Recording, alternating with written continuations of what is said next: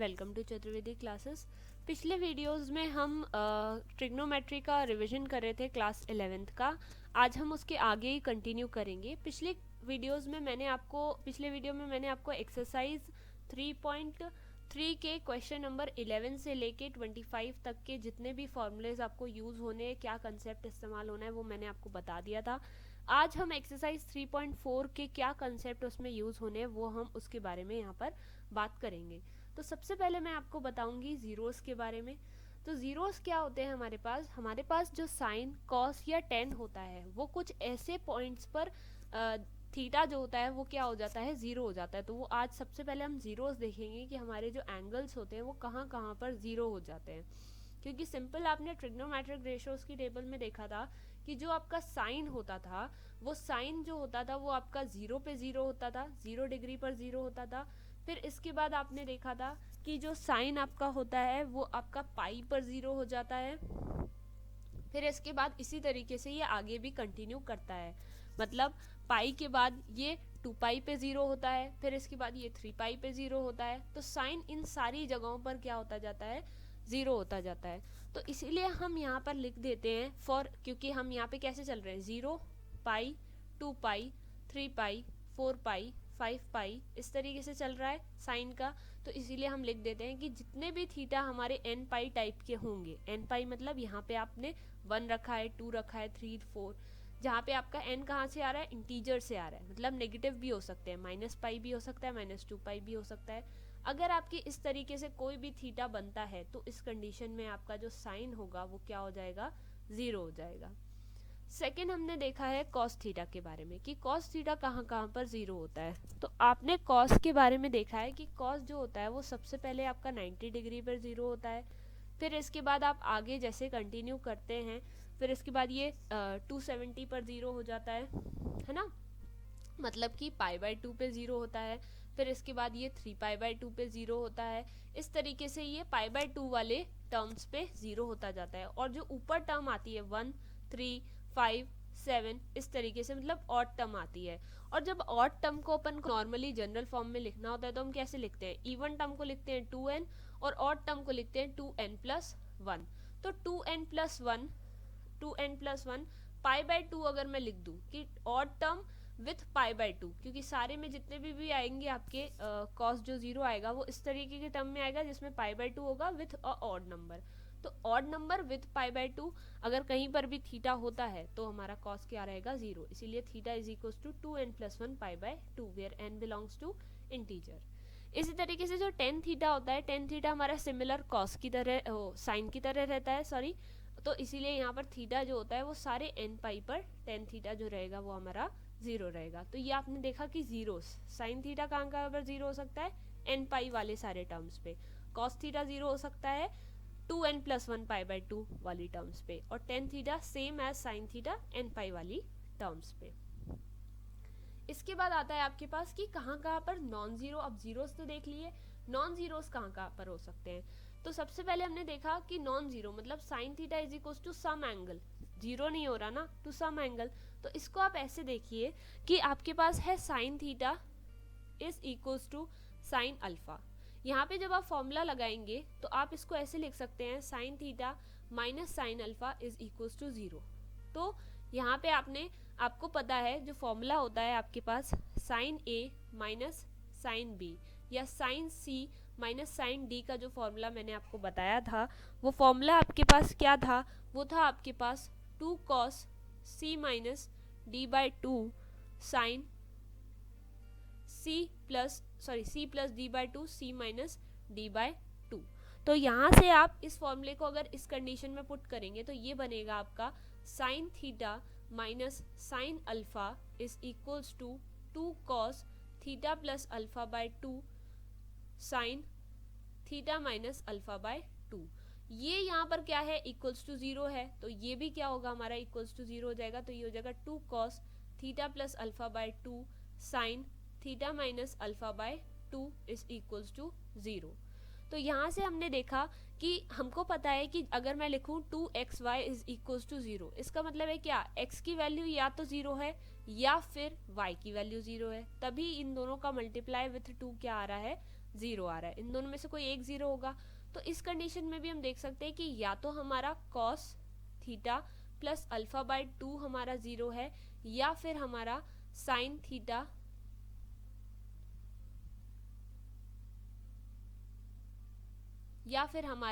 Sign theta minus alpha by 2 जो है वो हमारा 0 है। जब हम cos theta plus alpha is equal to 0 देखेंगे तो अभी हम जीरोस की कंडीशन में देख के आए हैं कि cos थीटा जो होता है वो 0 तभी होता है जब थीटा कैसा हो, 2n प्लस 1 पाई बाय 2 के फॉर्म में हो। तो मतलब कि ये वाला जो थीटा है ये यहाँ पर थीटा का काम कर रहा है, तो वो उसको हम इसके बराबर लिख देंगे। तो यहाँ पे हमारा बन जाएगा थीटा की जगह हम लिखेंगे थीटा प्लस अल्फा बाय 2 और इक्वल्स टू में लिखेंगे हम 2n प्लस 1 पाई बाय 2। यहाँ से 2 से 2 हमारा कैंसिल हो जाएगा और हमारे पास यहाँ से आ जाएगा थीटा इज इक्वल्स टू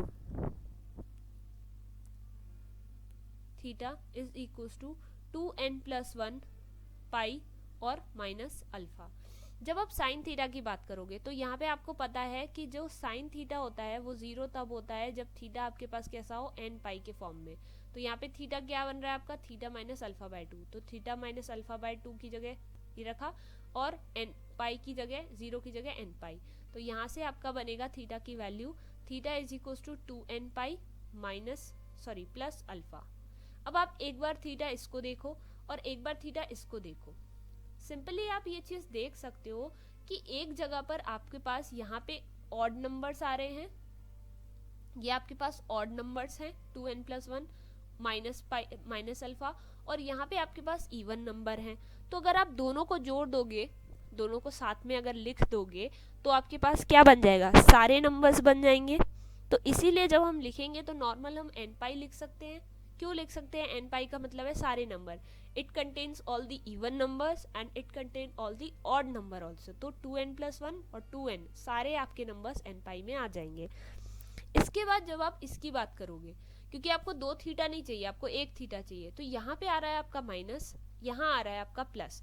तो इस कंडीशन को हम ऐसे लिख सकते हैं प्लस -1 की पावर n अल्फा, क्योंकि n जो होगा वो यहाँ पर ऑड की कंडीशन, जब आप ऑड नंबर रखोगे तो -1 ऑड टाइम्स अगर रहेगा तो माइनस दे देगा, और अगर -1 की पावर इवन टाइम्स रहेगी तो वो क्या दे देगी, प्लस दे देगी।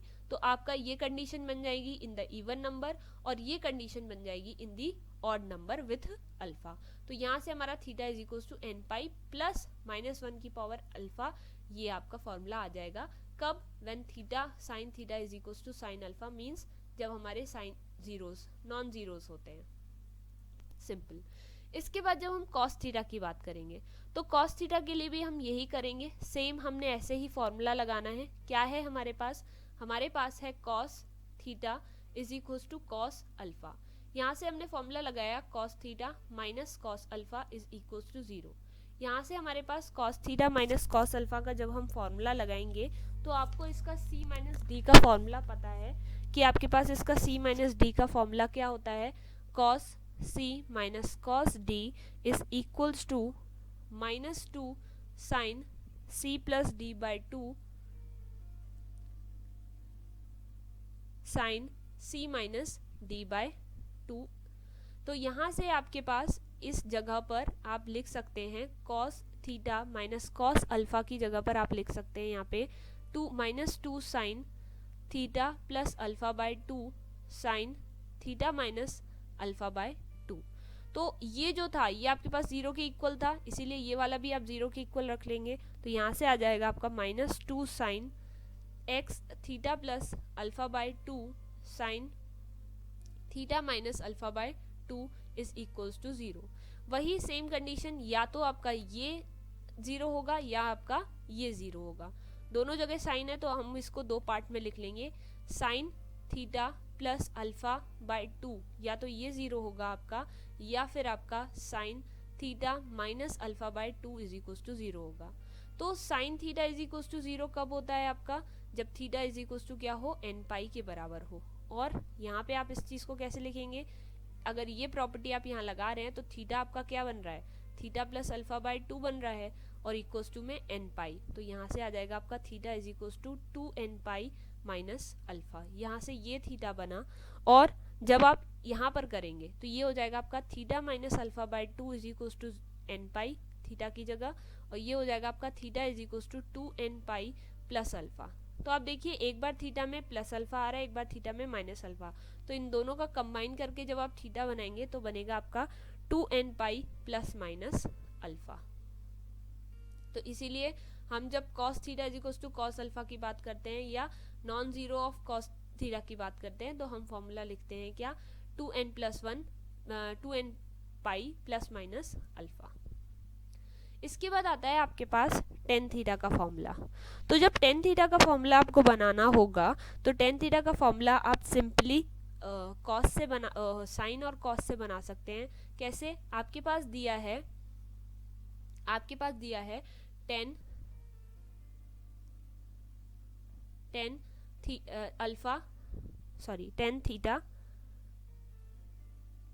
Theta is equal to tan alpha. यहाँ से आपने इसको कर लिया tan theta minus tan alpha is equal to 0। यहाँ से आप इसको क्या करिए, साइन के फॉर्म में चेंज कर लीजिए। साइन और कॉस के फॉर्म में चेंज करने से क्या होगा, यहाँ से आपका आ जाएगा ये sine theta cos alpha minus sine alpha cos theta, और अपॉन में आ जाएगा आपके पास cos theta cos alpha is equals to 0। जब आप इस फॉर्मूले को देखेंगे, ऊपर वाले को आप देखेंगे तो आपको ध्यान आएगा कि sign A cos B minus sign A minus sine B cos A जो है, ये फॉर्मूला आपका किसका बन रहा है, ये फॉर्मूला बन रहा है आपका साइन ए माइनस बी का। तो इस फॉर्मूले के हिसाब से आप इस जगह पर, इस फर्स्ट ऊपर की जगह पर आप क्या लिख सकते हैं, इसकी जगह पर आप लिख सकते हैं साइन थीटा माइनस अल्फा, और नीचे आपका क्या है कॉस थीटा कॉस अल्फा है, और इक्वल्स टू में 0 है। तो आप इसको सिंपली कैसे लिख सकते हैं, इसको आप लिख सकते हैं cos sine theta minus alpha is equals to 0। यहाँ पे आप जब sine theta is equal to करेंगे तो ये नीचे की वैल्यू यहाँ ले जाएंगे तो ये 0 हो जाएगी, और आपके पास वही बन गया साइन इज इक्वल टू 0। अब आपको पता है कि sine theta is equal to 0 तभी होता है जब थीटा इज इक्वल टू क्या हो, एन पाई।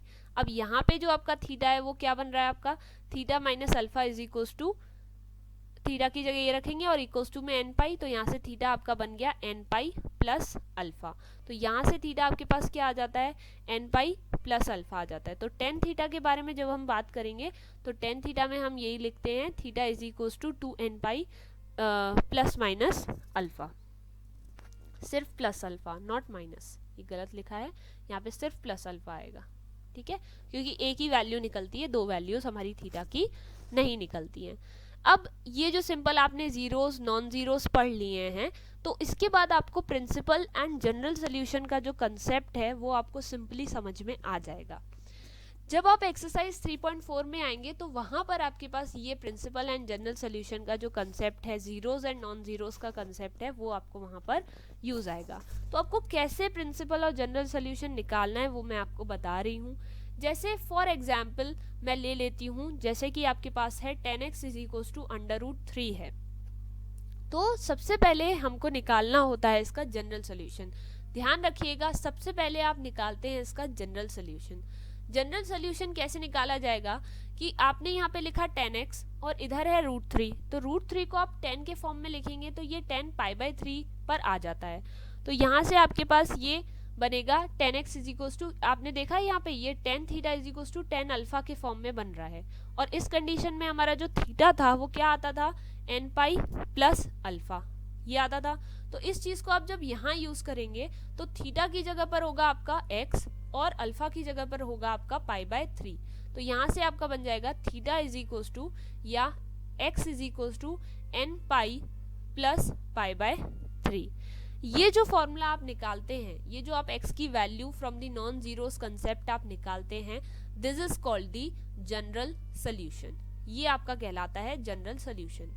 इसके बाद जनरल सोल्यूशन निकालने के बाद आपकी बारी आती है प्रिंसिपल सोल्यूशन की।